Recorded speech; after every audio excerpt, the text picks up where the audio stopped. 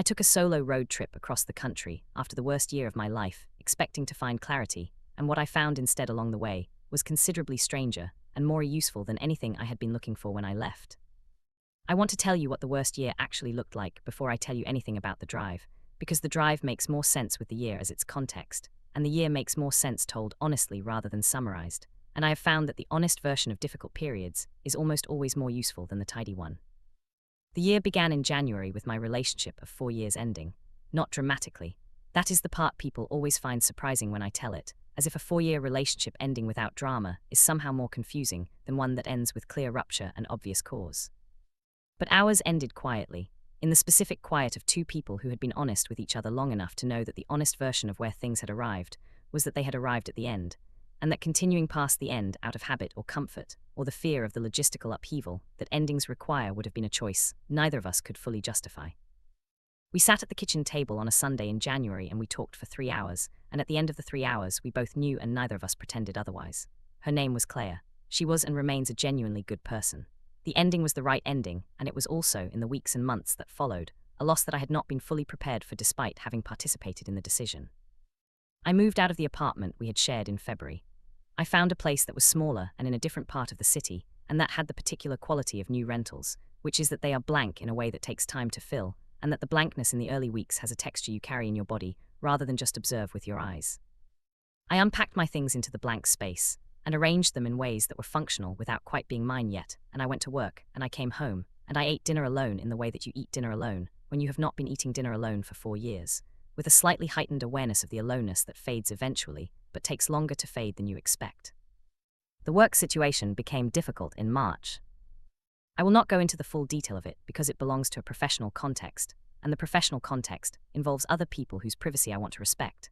But the condensed version is that a project I had been building for 8 months collapsed in a way that was partly circumstantial and partly the result of decisions I had made that I would not have made if I had been making them with clearer judgment than I had available to me in the months immediately after January. I learned things about my own decision-making under stress that March that I would rather have learned in a lower-stakes context, but that is not how most important things are learned, and I was not unique in this regard. The project's collapse did not cost me my job.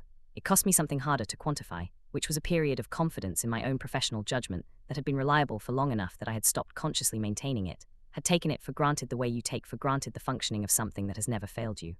When it failed, the absence of it was more disorienting than I had anticipated, because I had not known it was something that could be absent.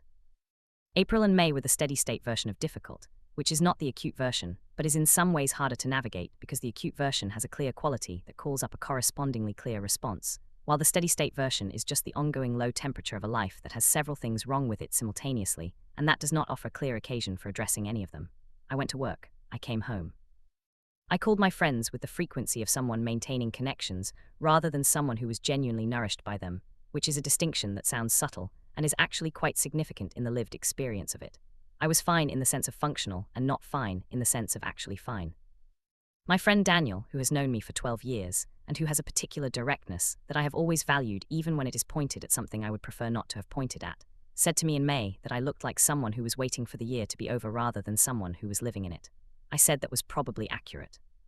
He said waiting for the year to be over was a valid strategy, but that it tended to produce a person at the end of the year who had gotten through it, rather than through it and out the other side into something different. I said I was not sure I understood the distinction. He said the distinction was between surviving a period and metabolizing it, and that surviving it produced someone who was intact at the end, while metabolizing it produced someone who was actually different at the end, and that the difference between intact and different was the difference between having endured the year and having used it.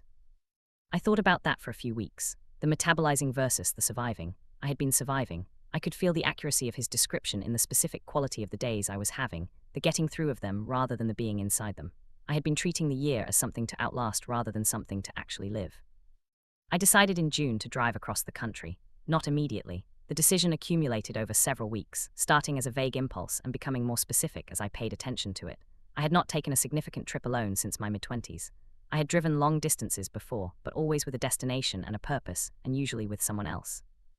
The impulse was specifically for solo driving, for the kind of sustained solitude that moving through space at highway speed produces, which is different from the solitude of a blank apartment in the specific way that motion is different from stillness. I wanted the moving version of alone rather than the static version. I wanted to be somewhere other than the place where the year had happened, while also being genuinely with myself rather than distracted from myself, which ruled out most of the obvious alternatives. I told Daniel I was going to drive across the country, and he asked where I was going specifically, and I said I had not decided everything yet. He asked how long I would be gone, and I said probably 3 weeks, maybe more. He asked what I was hoping to find, and I said clarity, which was the word that presented itself most immediately, and which I believed at the time was accurate.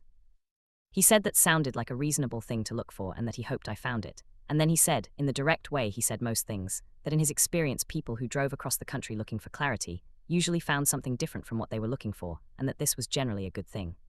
I asked him what he meant, and he said he was not sure exactly, and that I should call him when I got back. I left on a Saturday morning in early July. The car was packed with more than I needed, which is how I always pack for trips of uncertain duration, the excess representing a kind of insurance against whatever the trip turns out to require that I had not anticipated. I had a general route, eastward from where I lived on the west coast, and a list of places I thought I might stop, and a significant amount of flexibility built into both, because the rigidly planned road trip is a contradiction in terms, and I had enough experience with travel to know that the best parts of any significant trip are the ones that were not on the itinerary. The first day was the worst day of the drive.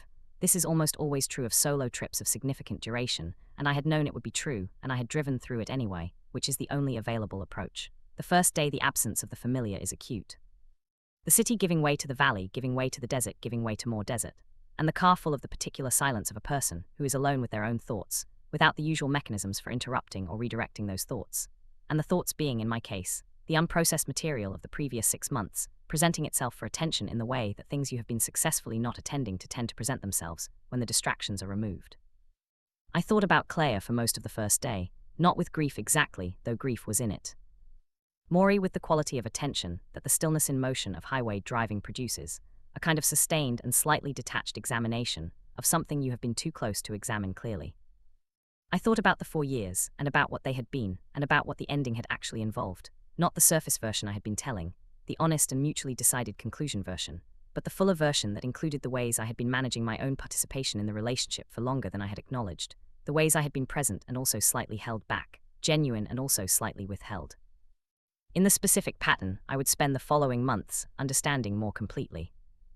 I stopped for the night in a small town that was not on my list, recommended by a gas station attendant who said the motel there was clean and cheap, and the diner next door had the best pie in the state. Both of these things turned out to be true. I ate pie at the counter of the diner, and the woman working the counter asked where I was headed, and I said east, and she said how far east, and I said all the way, and she nodded in the way of someone who found this entirely unremarkable, as if people drove all the way east past her counter regularly, which perhaps they did. I slept well for the first time in weeks in the clean, cheap motel room, and woke up on the second day with the first day's acute discomfort behind me and the particular quality of the open road ahead, which is one of the more reliable sensations I know, the feeling of a day with no fixed requirement other than the driving itself, and whatever the driving leads to. The second day took me through desert that shifted color across the hours, the morning's pale yellow giving way to the midday's bleached white, and then the afternoon's deepening red as the sun moved. I had music for part of it and silence for part of it, the silence feeling more available on the second day than it had on the first, less full of the unprocessed material and more just silence, the actual thing rather than the container for everything I had been not attending to. I stopped in the late afternoon at a rest area and got out of the car and stood in the specific dry heat of the desert interior and looked at the landscape in every direction and felt something that I want to try to name accurately.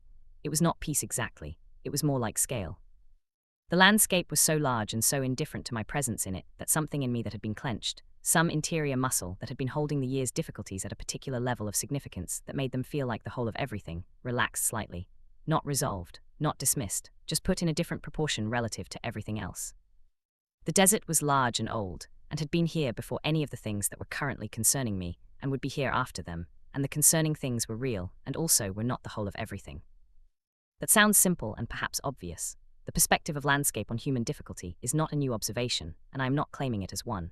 But there is a significant difference between knowing something intellectually and having it arrive as a physical experience, and standing in the desert in the late afternoon heat on the second day of the drive was the physical version of something I had known abstractly for most of my life. The knowing went somewhere different when the body was involved.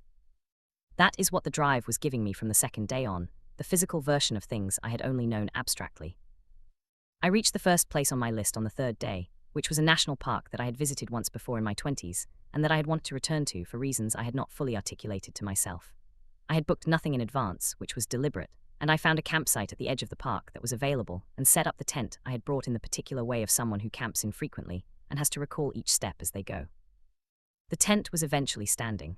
I made food on the small camp stove I had brought and ate it sitting outside the tent in the cooling evening air, watching the light change on the rock formations that the park was organized around. There was a man camped 2 sites over who had the specific competence of someone who spent a significant portion of his time outdoors. His camp was organized with a neatness that indicated long practice, the kind of neatness that is not performed but functional, everything in the right place because the right place was genuinely useful rather than because it looked good. He was in his mid-60s and he was alone, and he had a dog who was also mid-aged in dog terms, grey around the muzzle, unhurried in his movements. The man nodded at me when I arrived, and I nodded back, and we were in the specific comfortable coexistence of neighboring campsites in a park where the culture is live and let live. On the second evening at the park, he came over and asked if I had a can opener he could borrow. I did. He said thanks and introduced himself as Walt. I said my name. He asked if I was passing through or staying a few days. I said a few days at least, maybe more. He said he had been coming to this park for 30 years, and that it did different things for him at different times in his life, and that this was his first time coming since his wife had passed, and he was curious about what it would do now. I said I was sorry about his wife. He said thank you in the way of someone who had been receiving condolences long enough that they received them with grace, but without the acute feeling the condolences were meant to address. He said she had been the one who loved this place most, and he had mostly come because she loved it, and now he was trying to find out if he loved it on his own terms, or if his relationship to it had been primarily about being the person who came here with her. I said that seemed like an important thing to find out. He said most important things were. He stayed for about 20 minutes, and then said goodnight and returned to his camp, and I sat outside my tent for a while longer thinking about what he had said, and about the specific question of whether a relationship to a place is intrinsic or relational, whether you love the thing itself, or whether you love the version of yourself that exists in the presence of the thing, and what happens to the love when the person who activated the version is gone. I thought about Claire again, but differently than I had on the first day, Maury specifically. I thought about the places we had gone together, and about whether I had loved those places for themselves or for what they had been with her, and about what the answer to that question said about the nature of my attachment to things in general, whether I loved things directly or whether I loved them through the intermediary of the people I was with when I encountered them. Whether my enjoyment of experience was, to a degree I had not examined, dependent on being witnessed by someone else, on having the experience confirmed as good by someone who was having it alongside me. Walt came back the next morning with 2 cups of coffee and sat in the camp chair he had brought over. He did not ask if I wanted company. He just sat down and handed me the coffee and looked at the rocks in the morning light, which was the correct approach for the specific kind of morning it was. I accepted the coffee and looked at the rocks alongside him. He asked what I was driving away from. Not toward, away from. I thought about the distinction for a moment and said it was probably both, but that away from was more accurate for the first part of the trip. He said that was honest, and that in his experience, the away from trips were often more useful than the toward trips, because the away from trips required you to actually look at what you were putting distance between yourself, and while the toward trips sometimes allowed you to substitute the anticipation of arrival for the examination of departure. I said I had been putting distance between myself and a difficult year. He asked what had been difficult about it. I told him about Claire, briefly and without excessive detail, and about the work situation also briefly. He listened and then he said, and how much of the difficulty was the year and how much was you? I sat with that. I said probably more of it was me than I had been crediting. He said that was usually the honest answer. He said in his experience, the years that felt like the worst years were often the years when the external circumstances and the internal circumstances happened to coincide, when something outside went wrong at the same time as something inside was ready to be seen. And that the external difficulty was sometimes less the cause of the year's quality than the occasion for the internal visibility. I thought about that for the rest of the day and for several days after.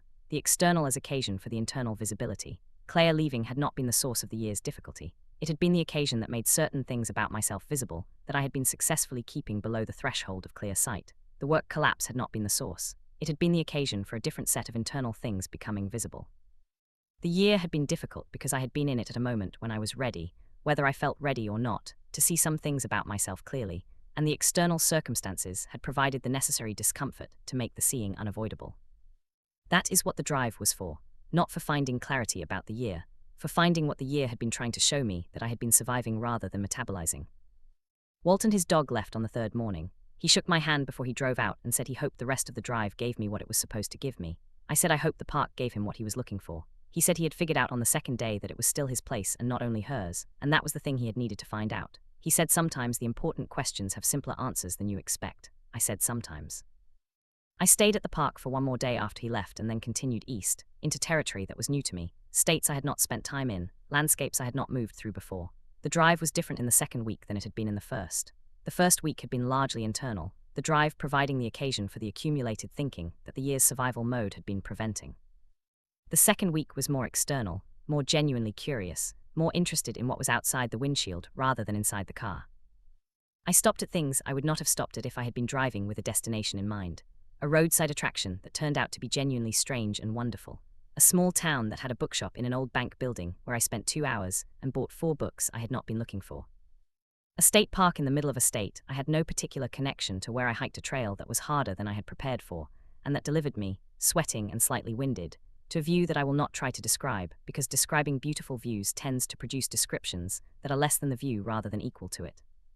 The woman at the bookshop in the bank building, whose name was Margaret and who had the specific quality of booksellers who genuinely love books rather than booksellers who have made a career choice, asked me what I was looking for when I came in. I said I was not sure. She said that was the best state to be in for finding something good. She recommended 3 of the 4 books I bought. 2 of them turned out to be among the better books I have ever read, and the third was not for me, but was clearly for someone. I called Daniel from a motel room in the middle of the second week and told him where I was. He asked how it was going, and I said it was going differently than I had expected. He asked in what way. I said I had expected the drive to produce clarity in the sense of resolution, some clean understanding of the year that would allow me to file it away and move on, and what it was actually producing was something more like excavation, the gradual surfacing of things I had been keeping below the surface. None of them resolved, but all of them now visible in a way they had not been when I was inside the year surviving it. He said that sounded like metabolizing rather than surviving. I said I thought he had been right about the distinction. He said he usually was. I said I knew, and that it was one of his less charming qualities.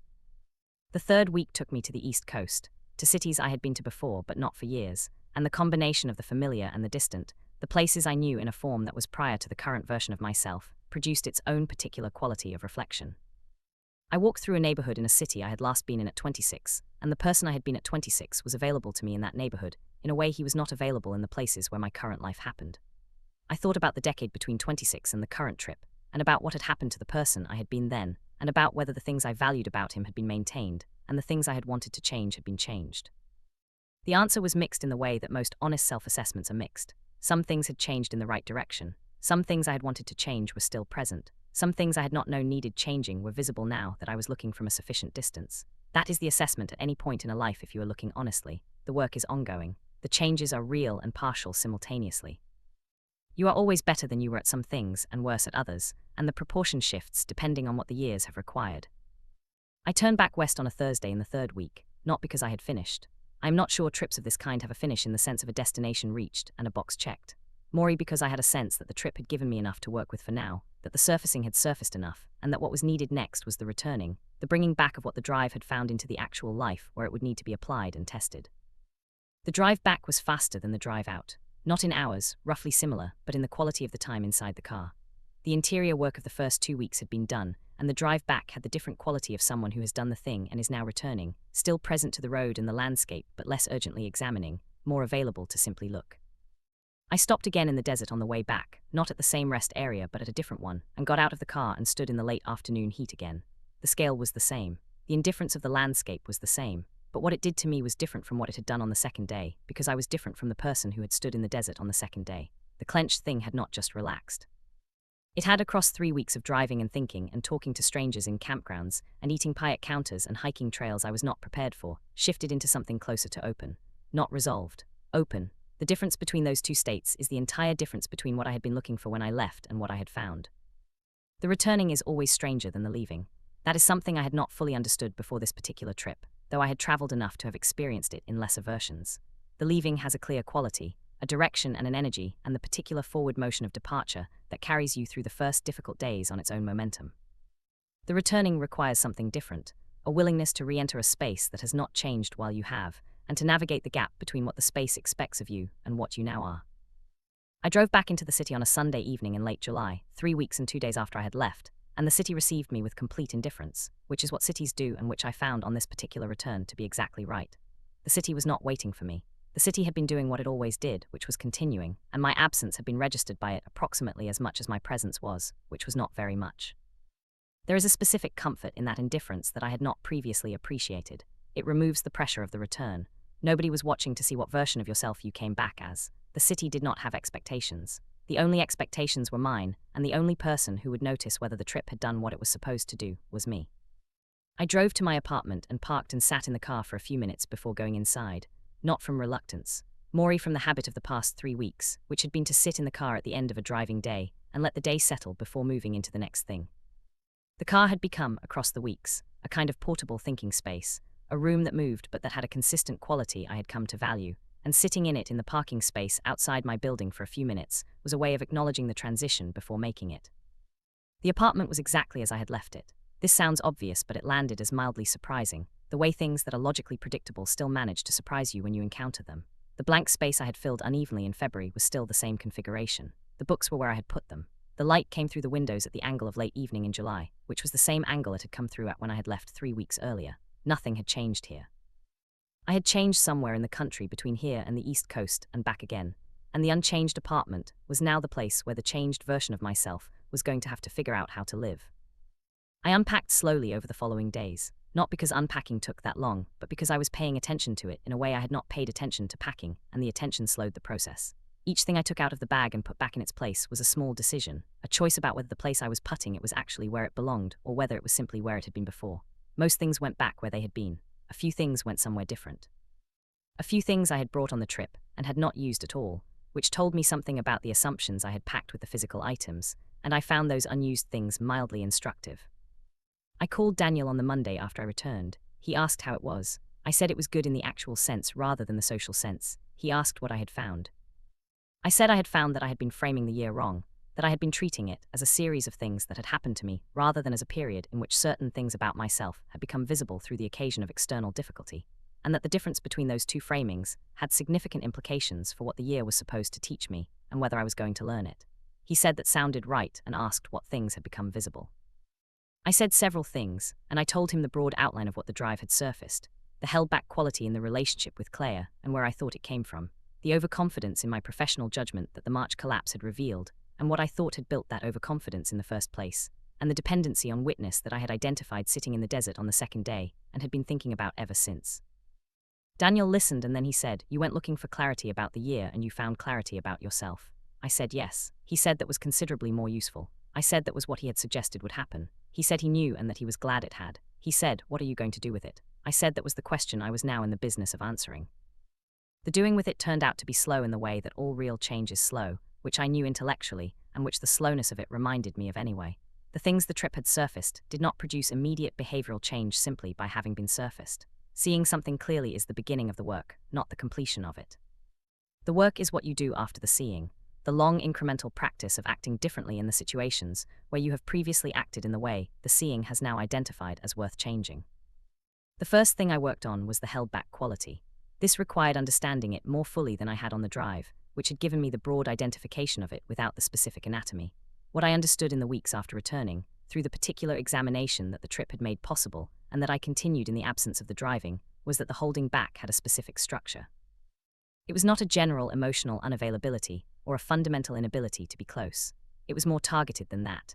It operated specifically in situations where being fully present in a relationship felt like it might require me to be transparent about something I was not sure would be received well, to make myself visible in a way that left no room for managed impression. The holding back was a form of insurance, a retention of some portion of myself that could not be hurt because it had not been offered. I had known this in some form before the trip, but the drive had given me the specific occasion of 3 weeks of examining it without distraction, and the examination had gone deeper than my previous passing acquaintances with the insight. I came back with the thing more fully understood than I had left with it, which meant I came back with a clearer sense of what acting differently would actually require. It would require, specifically, the practice of offering the things I had been retaining, not all at once, not in a dramatic confession of all the withheld material, but incrementally in the ordinary situations where the holding back operated, choosing the more visible version rather than the managed one, saying the thing I was actually thinking rather than the pre-edited version, sharing the uncertainty rather than the resolved version. Being in the subject position rather than exclusively in the observer's position, which was the specific phrasing I had arrived at somewhere in the second week of the drive, and that had stayed with me as the most accurate way of describing what the change required. I started the practice in the small ways that are the only available starting points for things that are genuinely difficult, with Daniel, who was the person I trusted most, and therefore the safest place to practice the thing I found least safe. I told him something in a phone call in August that I would previously have said I was fine about.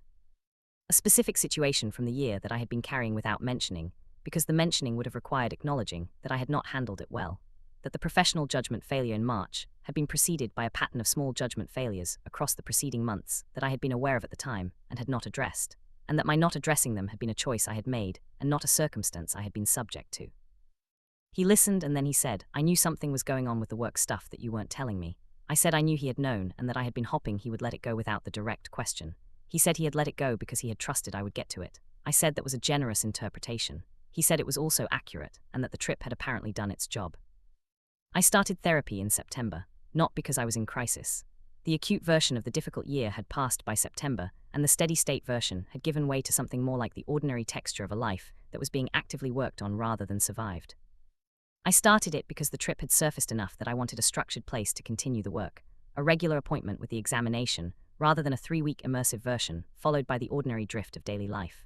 The therapist I found, a woman named Dr. Park, who had a specific gift for sitting with things without rushing them toward resolution, became a consistent part of the fall and winter that followed. In our early sessions, I told her about the trip and about what it had surfaced, and she listened and asked questions in the way that good therapists ask questions, in ways that extend the thinking rather than direct it toward a predetermined conclusion. She asked about the held-back quality and about its history when I had first developed it, what conditions had made it feel necessary, what it had protected me from, and what it had cost me. These are not quick questions.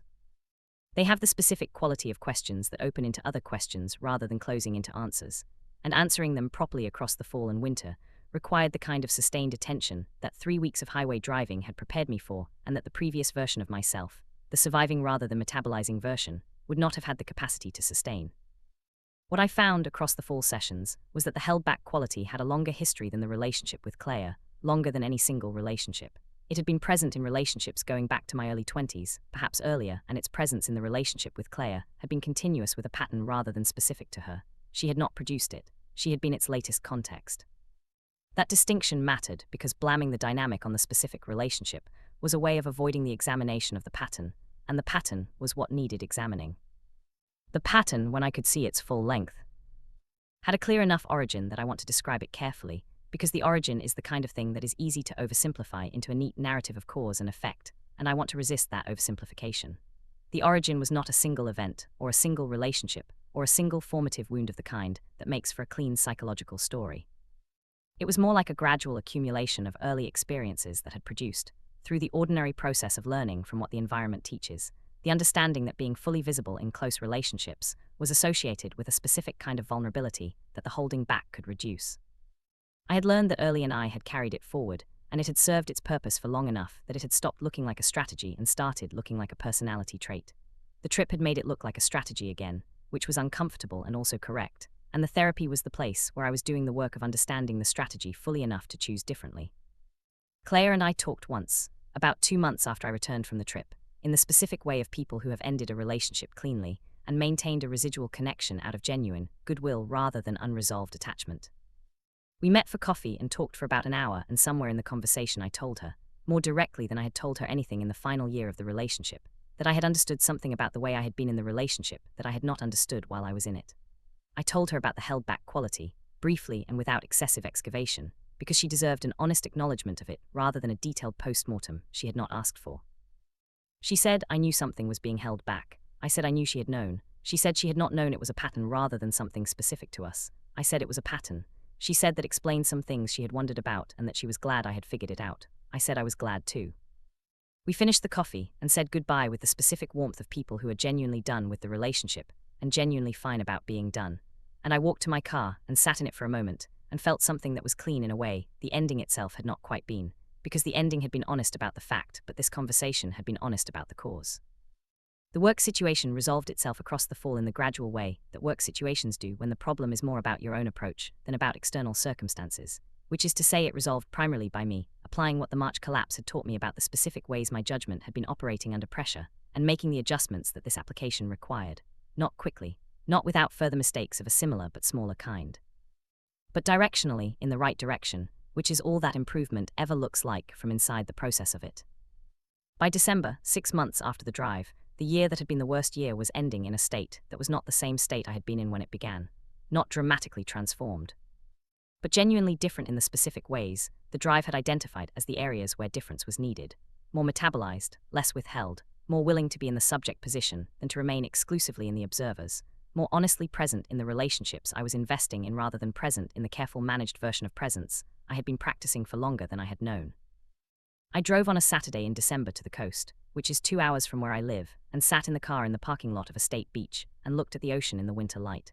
Not the same as the desert, but the same quality of indifferent scale, the ocean doing what the ocean does with complete lack of interest in what I was sitting in the car thinking about. I sat there for about an hour and thought about the year, and about the drive, and about what the drive had given me, and about where I was relative to where I had been when I left in July.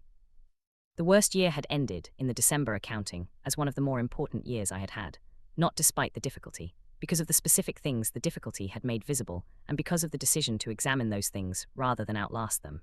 Daniel had been right about the metabolizing versus the surviving. The drive had been the thing that converted surviving into metabolizing, not by resolving the year's difficulties, but by providing the occasion and the space for the examination of what the difficulties were actually about. And the examination had produced a direction, and a practice that I was still in the middle of, still working at, still imperfectly executing and still finding, each time I managed a slightly less imperfect execution, that the direction was the right one. I called Walt once in October because he had given me his number at the campground and said to call if I felt like it. I told him I had made it all the way and back. He asked what I had found. I said something stranger and more useful than clarity. He laughed, the specific laugh of someone who recognized something in what I had said. He said that was the road trip answer. I asked him what he meant. He said that was the answer everyone came back with who went out looking for clarity and found the road trip instead. I said I thought the road trip was doing something different from what I had expected. He said it usually did.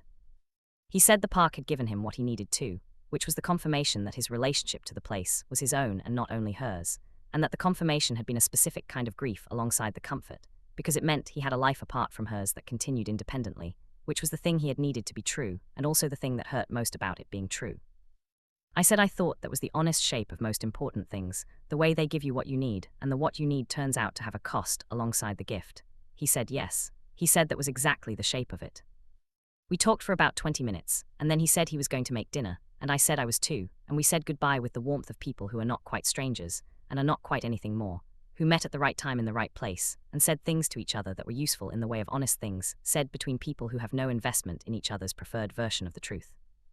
The drive was 3 weeks. The year it ended was 12 months. The work the drive made possible is ongoing and does not have a completion date. Those proportions feel right to me. The most useful things tend to require considerably more time to apply than they take to find. The finding is often quick, a desert rest stop, a campground conversation, a cup of coffee handed over without being asked for. The applying is the rest of your life. I still drive when I need to think. Not cross-country, not usually, but long enough to get past the familiar and into the slightly unfamiliar territory where the thinking tends to go deeper than it does in the static spaces of the ordinary life. There is something about the motion and the distance that does what the stationary versions of the same attempt cannot quite do. Something about being in transit that makes the interior material more available than it is when you are in the place where the material is housed. The car is still a thinking space. The road still does what the road does. I am still practicing the things the drive surfaced, imperfectly and continuously, which is the only available pace. The worst year has been the best teacher of the decade, which is a thing I could not have said in July when I left and can say now without irony, and the saying of it without irony is itself a measure of how far the practice has come from where it started. There is a particular kind of January that comes after a year you have actually lived through rather than merely survived, and the January that followed the worst year had a different quality from the January that had begun it. The year before, January had been the month of the ending with Claire, the blank apartment, the specific disorientation of a life that had had a clear shape and had lost it. This January was something else, not uncomplicated. Not a clean new beginning of the kind that January is supposed to represent and rarely actually delivers, but different in the specific way that things are different when you have been paying attention to them rather than enduring them. I noticed the difference in small things first, which is where most real differences live before they become visible in the larger architecture of a life. I noticed that I was eating breakfast more slowly. This sounds trivial, and I am aware that it sounds trivial, but it was an accurate indicator of something more significant, which was that I had stopped moving through the early part of the day at the particular speed of someone whose interior life is running slightly faster than their external life, and who keeps the external moving to compensate for the gap. The slowdown at breakfast was a symptom of a reduced gap. The interior and the exterior were running more closely together than they had been, and the result was that there was less urgency in the ordinary packing of the days. I noticed that I was reading differently. I had always read a lot. It is one of the consistent things across every version of my adult life. but the reading in the months after the drive had a quality that the reading before had not, a quality of genuine absorption rather than the kind of reading that is partly reading and partly a mind running parallel to the text while pretending to engage with it. Margaret's books had something to do with this. The 2 books she had recommended that turned out to be among the better books I had ever read had recalibrated something about my expectations of what reading could do, which sounds dramatic for a bookseller recommendation, but is accurately what happened. One of the books was a novel I will not name specifically, because recommending books is a thing I do badly, tending to oversell them in ways that set expectations the books then cannot meet on their own terms. The novel was about an ordinary life, not a dramatic one, and what it did with the ordinary life was pay it the kind of attention that made it something other than ordinary, without requiring it to be anything other than what it was. That is the specific thing great novels do, the attention that transforms the subject without altering it, and encountering it at the specific moment of the drive, when I was in the middle of trying to pay that kind of attention to my own ordinary life, had the quality of encountering the right thing at the right time that sometimes happens in reading, and that you cannot engineer but can create conditions for. The second book was non-fiction, a writer's account of a period of significant personal difficulty that had produced a body of work, and what I found in it was less the drama of the difficulty than the writer's description of the practice they had developed for continuing to work through periods when the work felt impossible. The practice was essentially the practice of showing up and producing something imperfect regularly rather than waiting for the conditions under which producing something good was possible. And the writer's argument, made through the specific evidence of what the practice had produced rather than through abstract prescription, was that the imperfect regular production was the method by which the good things eventually arrived, not a compromise with the good, but the actual mechanism of it. I had known this in the abstract. Most people who work creatively or intellectually know it in the abstract, because it is widely stated and widely agreed upon. But the book made it specific in a way that the abstract knowing had not, and specific in a way that was applicable not just to work, but to the broader practice of the things the drive had identified as worth practicing. The showing up and producing something imperfect regularly, without waiting for the conditions under which it could be done well, was the structure of the change I was trying to make, not the dramatic change but the incremental practice, not the transformation but the daily imperfect attempt that accumulated toward transformation over time. I told Dr. Park about the book in a session in January, and she said it sounded like I had found a useful frame for the work we were doing, which was accurate and also slightly funny, the way therapy observations are sometimes slightly funny, while also being exactly right. She asked what it would look like to apply the book's structure to the specific practices I had identified as needing development.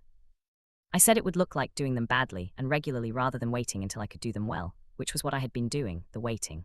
She said yes. She said the waiting was itself a version of the holding back, the retention of full engagement until the conditions were right enough to warrant it, and that the conditions being right enough was a standard that would always have a reason for not yet being met if the holding back was what I was practicing.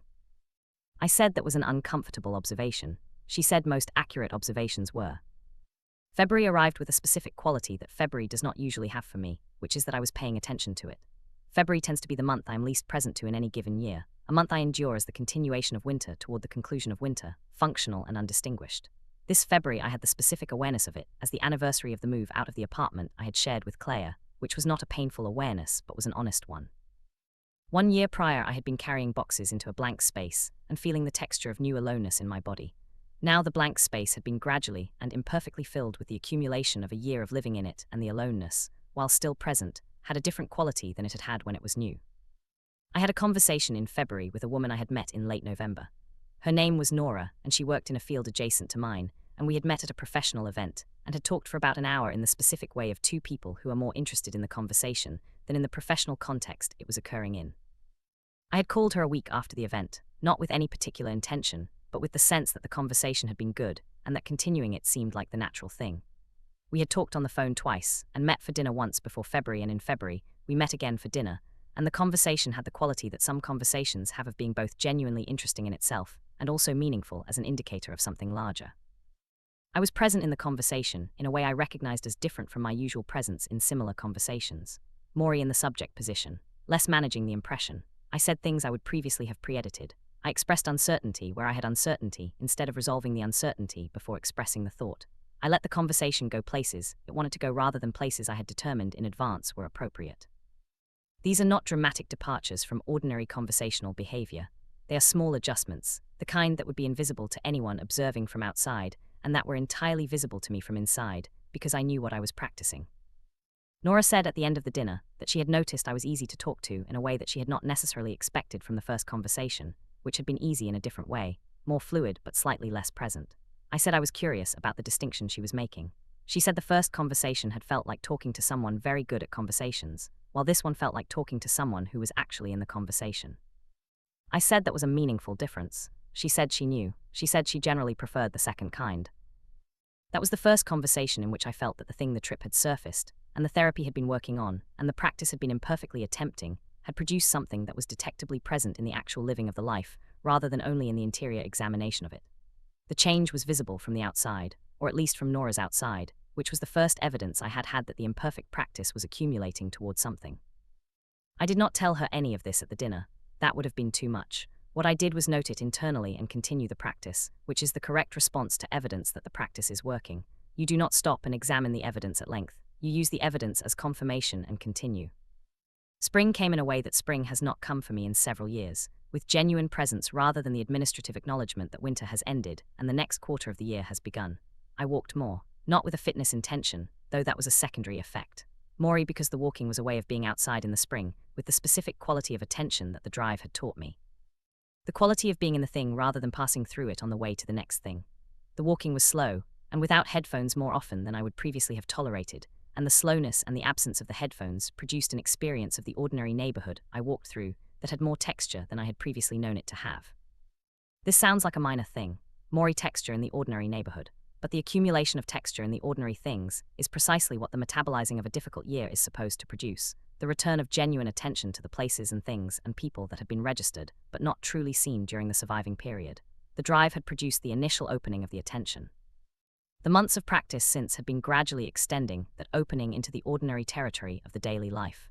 The spring walking was evidence that the extension was happening. I went back to the national park in May, almost a year after the drive, not with any particular plan, but with the impulse to return to the place where Walt and his dog and the early morning coffee and the observation about the internal occasion versus the external cause had been, to see what the place was like in a year later version of myself. I went alone, drove the 8 hours, found a campsite, made food on the small stove. The park was the same park. The rock formations were the same formations in the same place, catching the same light they always caught. The site 2 over was occupied by a family with young children, rather than a mid-60s man with a grey-muzzled dog, and the absence of Walt was present in the way that the absence of specific people is present in the places where you met them. I sat outside the tent on the first evening and thought about what the place felt like a year on, and it felt like a place I had a relationship with, which was the answer to the question Walt had been asking when he came back after his wife died. The place was mine in the sense that I had been here, and it had done something to me, and I had returned because it had done something, not because of who I had been here with, but because of what the being here had occasioned. It was my place, not the place of the version of myself who had arrived here in crisis and been given a perspective by a stranger. The stranger was part of the place's meaning, but not the whole of it. The place had its own claim on me that was independent of the circumstances under which I had first experienced it. I stayed 3 nights, which was one more than I had the first time, and hiked more than I had the first time, and sat in front of the tent in the evenings looking at the same rock formations with the different quality of a person who has been here before and knows what the place can do, and is simply letting it do it. The practice had made me more patient with the letting. The holding back had been partly impatience with the slow time of things, the need to be already somewhere rather than in the process of getting there. The year of practice had been, among other things, practice in the slow time, letting the thing unfold at the pace it needed to unfold at. I thought about Walt on the second evening and found myself genuinely hoping he was okay, wherever he was, in the specific way you hope for the well-being of people who gave you something important without knowing they were giving it. He had asked the right question at the right time in the right way, and had then gone back to his camp and made dinner, and that had been most of it. The gift had been in the asking. How much of the difficulty was the year, and how much was you? That question had been the beginning of the metabolizing. Simple and accurate questions tend to be the ones that do the most work. On the last morning at the park, I packed up slowly, the way I had learned to do things slowly, and loaded the car and sat in it for a moment before starting the engine. The park was doing what it always did in the morning light, the rock formations catching the early sun in the specific way they caught it, and I sat with it for another few minutes before driving out. There was a quality to the sitting that I want to try to name. It was the quality of being genuinely satisfied without being finished. Satisfied in the sense of present and full rather than incomplete and waiting. Not finished in the sense that the work was continuing and would continue, and that was right and not a problem. Nora and I had dinner again the week after I returned from the park. I told her about the return trip and about what it had felt like to be in the place again with a year between the visits. She asked good questions, the kind of questions that indicated she had been actually listening rather than waiting for her turn to speak, which was one of the things I had noticed about her across the months of increasingly frequent dinners. She was a good listener. Not passive, not deferential, but genuinely interested in what the person she was talking to was saying rather than in the conversational performance of interest. I told her about Walt, about the early morning coffee, and the question about the year versus the self. She said that was a remarkable thing to have said to a stranger at a campsite. I said remarkable things often came from strangers, because strangers had no investment in telling you the comfortable version. She said that was interesting and asked if I had found that to be generally true. I said yes, with exceptions, that the remarkable honest things tended to come from strangers, and from the few close people who had known you long enough to have earned the directness and cared enough to exercise it, and that the middle ground, the acquaintances and the more formal relationships, tended to produce the comfortable version because the comfortable version was what the middle ground was organized around maintaining. She said she thought that was probably right and asked which category she was in, with the specific lightness of someone asking something that had some actual weight behind it while maintaining the option of treating it as casual. I said she was not in the middle ground. She said how could she be sure? I said because she had told me the difference between talking to someone good at conversations and talking to someone actually in the conversation, which was not the comfortable version. She smiled and said fair enough. That was in June, almost exactly a year after I had made the decision to drive across the country. A year prior I had been accumulating the impulse to leave, feeling the need for the moving version of alone rather than the static version, framing what I was looking for as clarity. A year later I was at a dinner table with a person I was genuinely present with, having a conversation of the kind I had been practicing toward, in a life that had the texture of something being actually lived rather than carefully managed.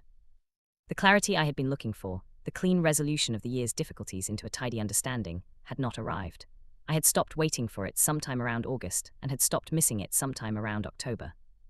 What had arrived instead was considerably harder to summarize and considerably more useful. The specific collection of excavated things and practice changes and imperfect accumulating attempts that together constituted the actual process of a life being lived with more honesty and more presence than the version that had preceded the worst year. The worst year had ended. The work it had made possible had not ended. That proportion felt exactly right, the way most true things feel exactly right once you have stopped trying to make them into something tidier than they are. There is a thing that happens in the second year after a significant period of change that nobody tells you about in advance, possibly because it is harder to articulate than the change itself, and that I want to describe as honestly as I can because I think it is more common than the accounts of change and growth tend to acknowledge. The second year is harder in a specific way. Not harder in the acute way of the difficult year, not the steady-state difficulty of a life with several things wrong simultaneously. Harder in the way of a life that has been genuinely rearranged, and that now requires you to actually live in the rearranged version, without the momentum of the rearranging to carry you. The first year after the drive had the momentum of the change itself. The excavating, the practicing, the therapy sessions with Dr. Park, the imperfect accumulating attempts, the evidence arriving in conversations with Nora and Daniel that the practice was producing something real. All of that had a forward quality, a directionality that kept the engagement alive and made the work feel like it was going somewhere. The second year had less of that forward quality. The major excavations had been done. The main practices had been identified and were ongoing. The therapy was still useful, but in a maintenance and deepening mode rather than the excavation mode of the first year. The life I was living was the rearranged life, and the rearranged life was good, and also was now just the life, no longer the aspiration or the project, but the ordinary daily fact of things. I told Dr. Park about this in a session in the fall of the second year. I said I had expected that once the work had produced results, the results would feel continuously satisfying in the way of having completed something, and that what they actually felt like was the new ordinary, which was good, but which had lost the quality of newness that had made the good feel particularly vivid when it was arriving. She said that was a very accurate description of what happened to positive change after the initial period of its installation, and that the specific challenge of the second year was finding a relationship to the ordinary that did not require either the emergency of the difficult year or the excitement of the recovery to keep it feeling worth attending to. She said the word installation, and I held it for a moment because it was right in a way that surprised me. The change had been installed. It was running. The installation process had been the vivid and effortful part, and the installation was now complete in the sense that what I had been working toward was now the operating system rather than the project. And operating systems are not what you attend to. You attend to what runs on them. The system itself is supposed to be invisible, to do its work without requiring your constant awareness of its functioning. I asked her what it looked like to find the right relationship to the ordinary, the relationship that did not require emergency or novelty to sustain attention. She said it looked different for different people, but that in general it involved developing an interest in the texture of the ongoing rather than the drama of the changing, which was a different orientation from the one that had been useful in the excavation period, and that required a deliberate shift. The excavation period had required looking inward and back, at what the difficult year was revealing about history and pattern and structure.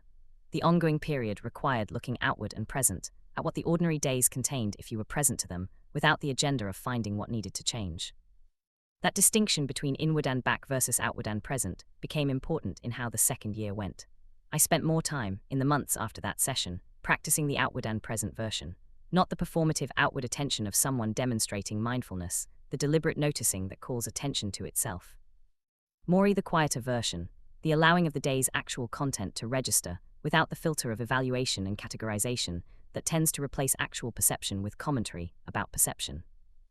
The walks I had started in the spring of the first year became a different practice in the second year. In the first year, the walks had been accompanied by a quality of active examination, the world outside providing the occasion for continuing the interior work of the excavation period. In the second year, the walks became genuinely external, less about what I was thinking and more about what was there. The neighborhood had a history I had not known.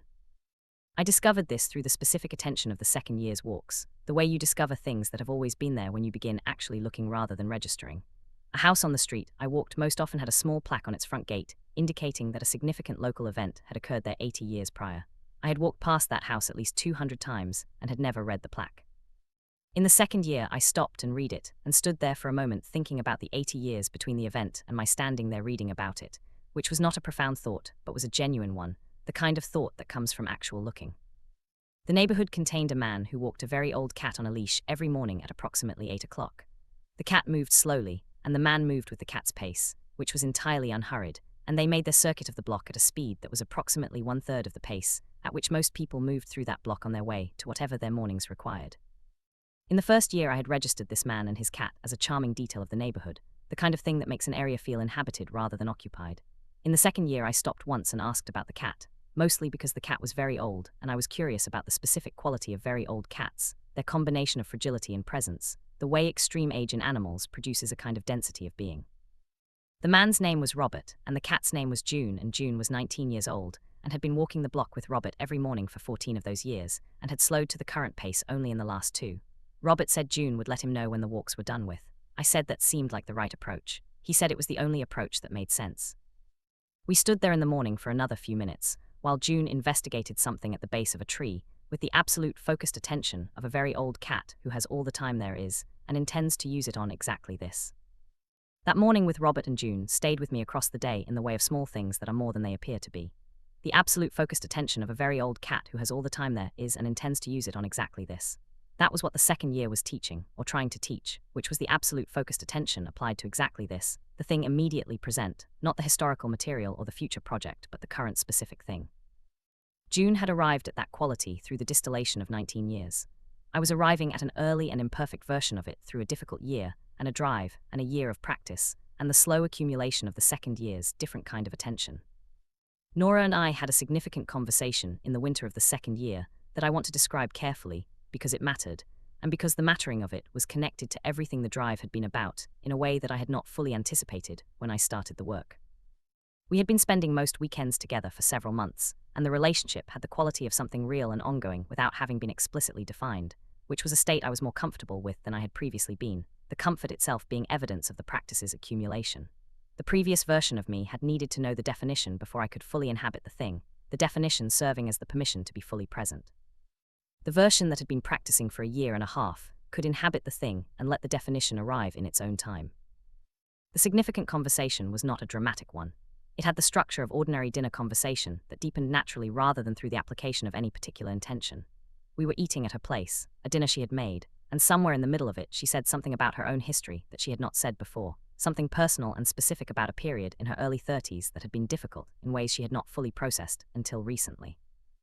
She said it in the way of someone who had been carrying something for a while and was deciding to put it down in the presence of another person, which is a specific kind of trust that has a specific weight to it, and I received it in the way I had been practicing receiving things, without the managed response, without the pre-edited reaction, with the actual response that the actual thing she said produced. I asked her a question about it, not a deflecting question or a problem-solving question, but a genuine curiosity question, the kind that says I am interested in the full thing and not looking for the version that is easier to sit with. She answered it. We talked about it for a while. I told her something in return, something from my own history in the same spirit, something I would previously have pre-edited into a more managed version. I told it in the unedited version, and she received it in the same way I had received hers, with genuine interest and without the managed response.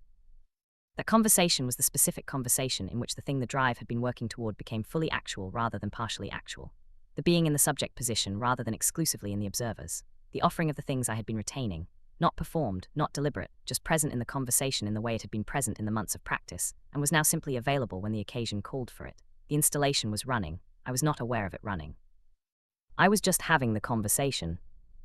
After dinner we sat on her couch, and she said she thought this was going somewhere good, meaning us, and I said I thought so too, and I said it in the full version, without the insurance retention, without the held-back quality. I said I was glad she had said what she said at dinner, and that it had made me feel like I could say what I said. She said she had been waiting to see if there was a version of me that would do that she had sensed there was but had not been entirely sure, and that the uncertainty had been the thing she had been sitting with for the past few months. I said I was sorry for the uncertainty. She said it was not that kind of sorry, that the uncertainty had been informative in its own way, that watching someone practice something and get better at it was different from meeting them already good at it, and that the difference had its own value. I said that was a generous way to see it. She said it was also accurate. I called Daniel the next day and told him about the conversation. He said it sounded like the metabolizing had finished its first cycle. I said I thought that was the right way to put it. He said the first cycle because there would be other things that would require the same process at a different depth or with different material, and that having been through the first cycle was not immunity from the subsequent ones, but was experience of the method, which was more useful than immunity, because it meant the subsequent cycles would be recognized rather than mistaken for something without precedent. I said that was not exactly comforting. He said it was not meant to be comforting, it was meant to be true. I said those were occasionally the same thing. He said yes, occasionally. The drive was 2 summers prior from this conversation. The worst year was 2.5 years in the past. The distance was sufficient to look at it with something other than the perspective of someone inside it, and what I saw from the distance was different from what I had seen from the drive, which had been different from what I had seen while surviving it. Each perspective had been accurate for its position and insufficient for the others, which is how all perspective works, and which made the accumulation of them more useful than any single one. From 2.5 years out, the worst year looked less like a year that had happened to me and more like a year that I had been ready for without knowing I was ready for it. Not chosen, not orchestrated by some benevolent mechanism of growth, simply a convergence of circumstances and internal readiness that had produced, through the friction of their meeting, the visibility of things that had been present for a long time, but had been successfully below the threshold of clear sight. The external difficulty had been real, the loss of Clea had been real, the professional failure had been real. None of those things had been less painful, for having been the occasion for internal visibility rather than solely the source of external damage. But the pain had been productive in a way that pain is only productive when you let it be something other than something to survive, when you let it be the friction that produces the heat that makes things visible, that the ordinary temperature of ordinary days keeps below the surface. I drove past the road that leads to the highway on a Thursday morning in early spring of the 3rd year after the drive, and felt the specific pull that the highway has for me now. The recognition of what it can give and the particular quality of a day when what it gives is what is needed. I did not take the highway that morning. I had things to do, actual things, the ordinary requirements of a life that was being lived rather than driven through. But I noted the pull, and noted that it was there in the way of something reliable, a resource available when the resource was needed, and drove to where I was going with the specific quality of someone who knows the road is there even when they are not on it. The clarity I had been looking for when I left on that Saturday morning in early July, 2 summers and half a life's worth of learning ago, had never arrived in the form I had been expecting. What had arrived instead was something I want to try to name one more time, more precisely than I have managed in the earlier attempts, because the naming of it is part of what the whole process was for. What arrived was not clarity, in the sense of resolution or understanding, or the clean filing away of difficult material into comprehended categories. What arrived was a quality of presence that the held-back version of me had not been capable of, a capacity to be in the actual thing rather than the managed version of the thing, to receive what the day contained without the filter of evaluation and pre-editing, and the retention of the self that could not be hurt, because it had not been offered. What arrived was the difference between living in the subject position and living in the observer's position, and that difference, which sounds abstract and is entirely concrete in the lived experience of it, was the thing the worst year and the drive, and the 2 years of practice had been accumulating toward. The drive had not found it. The drive had made the finding possible by removing the usual mechanisms of avoidance, and by providing 3 weeks of moving stillness, in which the things I had been not attending to had finally had enough space and silence to surface. The finding itself had been the work of the months and years after, the imperfect practice applied to the imperfect daily life, until the practice became the operating system, and the operating system became invisible in the way that functioning things are invisible, and the life running on it became the actual subject of attention. I still have the car. It has 140,000 miles on it now, 40,000 more than it had when I left that July morning with more packed than I needed, and the word clarity in mind as the thing I was looking for. The car smells like the accumulated miles and carries in its particular sounds, and responses the memory of all the roads it has been on, which is the specific way cars carry history, in their bodies rather than in any record or account. I know it sounds the way you know the sounds of something you have spent significant time with, the specific knock of the engine when it is cold, the pull to the left on certain road surfaces, the way the radio cuts out in tunnels and comes back with the particular abruptness of a sound that has been interrupted and then resumed. I drove it last weekend alone on the highway that runs north along the coast, 3 hours up and 3 hours back, the specific kind of drive that is not a road trip but is a reminder that the road is still there and still does what the road does. The coast was doing what it does in early spring, the light thin and cold and particular in the way of coasts in the seasons that are not their season, beautiful in a way that requires a lower temperature and less company than the obvious seasons provide. I pulled over at a rest area and got out and stood in the cold and looked at the ocean for a while. The ocean was not interested in me. The ocean was doing what oceans do with complete and reliable indifference. The scale was the same scale it always is. The perspective arrived the same way it always arrives, the interior clenching, releasing slightly in the presence of something that has been doing its work since before any of the things currently concerning me existed. I stood there for 10 minutes and then got back in the car and drove the 3 hours home and had dinner with Nora and told her about the rest area and the ocean and the cold light, and she listened and said it sounded like what I needed. I said it had been. She said good. That is the shape of a life that has been metabolized rather than survived. Not dramatic, not resolved into clean understanding, not finished, but present, genuinely present in the actual ongoing specific thing that is happening rather than in the managed version of it. The worst year gave me that eventually, through the specific mechanism of being a year I was not allowed to successfully avoid. The drive made the giving possible, the work did the giving itself, and the life I am living now, ordinary and ongoing and imperfect and genuinely mine, is what the giving produced. That is everything I know how to say about it. The rest is the living of it, which is not a story but a practice, and which continues at the only pace available to it, which is the pace of the actual days, one at a time in the subject position, with the attention on exactly this.